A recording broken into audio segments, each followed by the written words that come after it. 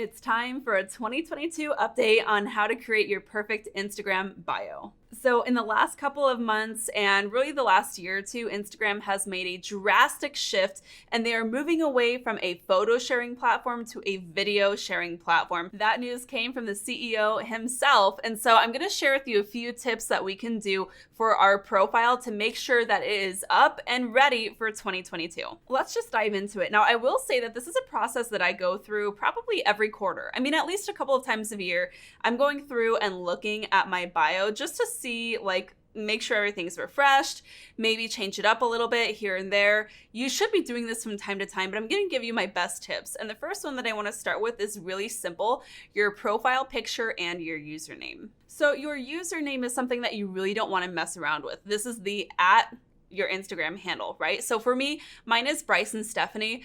This is me trying to own our brand name. Now, if I was just a solo agent, I'm not, but if I was just a solo agent, straight up, I would have Stefanie Lugo, like at Stefanie Lugo. And I do have that handle. It's just private. I don't use that account, especially not for business. But you want to make sure that your username is going to be your name or something that somebody can easily find. There's nothing more frustrating for me than when I'm trying to find somebody on Instagram searching for their name and I can't find it because it's some obscure keyword, right? So I'm just throwing that out there. That's my only suggestion when it comes to this, but really just do what feels right. Now, where we do want to pay attention to is your bio picture. So the picture that I have is very similar across all of my social media profiles. You don't want to have anything varying drastically here. And actually, now that I'm looking at it, I feel like I might need to go through my checklist of the different social profiles that I have up, including my agent review pages, and make sure that I have that same picture, because this really helps the public understand as they're kind of doing a little bit of Google sleuthing for you. This really helps them find your profiles more quickly, and it helps that brand stay consistent. So that's my first tip. Definitely make sure that you are using at least a similar profile picture or the same across your entire social presence. So next, as we continue looking down the line here, I'm just scrolling right on through. The first field on the actual bio description, where the text is called the name field. Now, if you go into edit profile and you look at your settings, it's literally called the name field. You can do a couple of things here. This is where you want to get keyword rich. Now, what that means is anything that you have in here is going to be used as a keyword to index your account so that Instagram better knows who to suggest your account to. So if you have the space, this is where you want to get really specific on adding in that keyword for real estate or the location. And in a perfect world, you would be able to fit in your first name, last name, and then your area real estate. So for example, in my perfect world, it would say Bryson Stefanie Lugo, Phoenix Real Estate. I don't have quite enough space there because you get a limited number of characters, but go ahead and try to be as strategic as you can. Now, because mine is a, husband and wife brand, we went ahead and just did Bryson Stefanie Lugo so that it's very clear on exactly who we are. Again, this helps with searchability. Our brand is pretty well established now that people usually look us up by our names. And so because of that, it's the most important thing that this shows up really well. And when you Google me, this is the first thing that shows up as well, which is exactly how I want it. Oh my gosh, I just realized I had a few characters left, so I did add real estate to my name, and I did do that, and that is done. So that's my tip for you. Next, as we go down, the next field is going to be your bio description. Again, you get limited characters here. Keep it brief, but there are a few things that you absolutely have to include in here. You can include your tagline if you'd want, but the most important things that you have to include here is where you serve real estate. 9 times out of 10, when I'm working with agents on their brand presence, I pull up their Instagram, I have no idea where they work. I mean, this is one of the most basic things. You absolutely have to indicate your market area in this bio, not only so that Instagram can help suggest you and connect you with the right people, because this is some SEO stuff. But you also want to make sure that if people find your profile, they have an understanding of whether or not they should even be following you, because your content is going to be relevant to them. So here's what I've done. I have our tagline, "We're about real estate that does more." I also indicate buy, sell, and invest in Phoenix and surrounding. So again, I'm saying exactly what I do and for whom and where. Now, the other thing you might want to have on here is your brokerage for compliance, right? You always want to make sure that you're on the up and up when it comes to compliance. I have my brokerage indicated here, and I also have a little tag of credibility where I share top 1% realtors, which we are in our area. Now, the last thing that I did here, this is totally optional for you. In the last line of this, I included a pointing down emoji that describes what viewers will find if they click on the link in my bio. So for example, I'm pointing down and say resources for buyers, sellers, and agents, because I got a little bit of everything depending on what you're looking for. What that does is it shares exactly what somebody might find on the other side of that link, which is what I want to talk about next. So you only get one link URL on your Instagram account. You cannot put a clickable link on posts, which I never do and never suggest. If I'm ever sending anybody to a link, I'm saying link in my bio.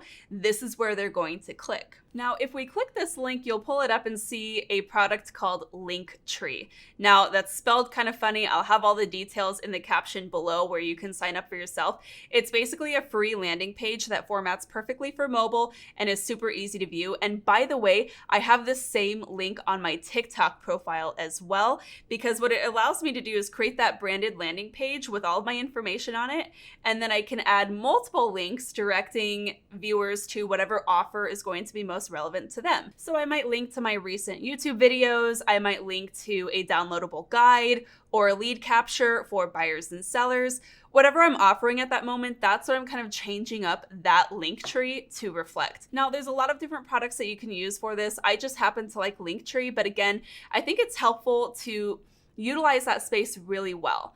Now, I will say, if there is one thing specifically that I'm promoting either in the stories or on Instagram in general, if there's like one big thing I want to push for a short amount of time, I'm going to only have that link there. For example, if you are promoting a public event and you want to get as many signups as possible, or if you have just revealed your new relocation guide and you're excited to get people downloading it so you can generate that lead, go ahead and just link straight to that, even if you have to add it into bit.ly, which is a URL shortener. Again, I'll have that link below in the caption, so that you can have a nice clean link. And then what I would be doing in that bio is changing what I'm pointing to. So instead of saying resources for buyers, sellers, and agents, I would say download your relocation guide now, or watch this month's market update video, for example. So finally, as you scroll down, we have stories highlights here. Nothing has really changed there. I'm not going to like totally nail that down.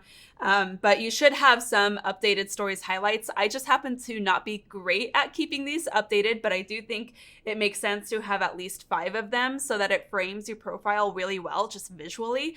You can use branded covers or photos. I did live photos just recently, but I might change it to covers that I make on Canva in the future. I don't know.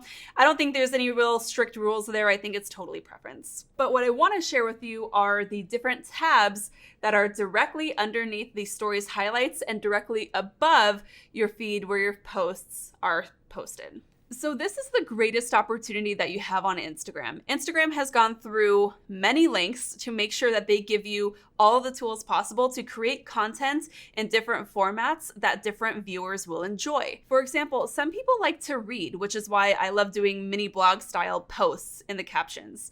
Some people like video, which is why I create a lot of reels and IGTV. So you should look through this and really think about what kinds of content that you can create in a diverse way to create these multiple pages. Now, these little pages that you see on mine here, we see the grid, which is the main feed. We see the Reels tab. We see the Instagram TV tab, which is IGTV but rebranded. You see the Instagram guides, and you see tagged. So anything that I have been tagged in. These will not show up unless you have created that type of content. So for example, if you've never created an Instagram guide, that tab will not show up. And this is your first little checklist that you can go through. Now, if you want to create that kind of content, all you have to do is right up here in the top right corner, click the little plus sign when you're looking at your bio, and you will have a drop-down list of all different kinds of content that you can create. So if you're just getting started on Instagram, this might be a good way to start, right? Choose a couple of these different types of formats and just play around with them. And now again, we're not trying to chase perfection here. Whatever you post, it does not have to be perfect.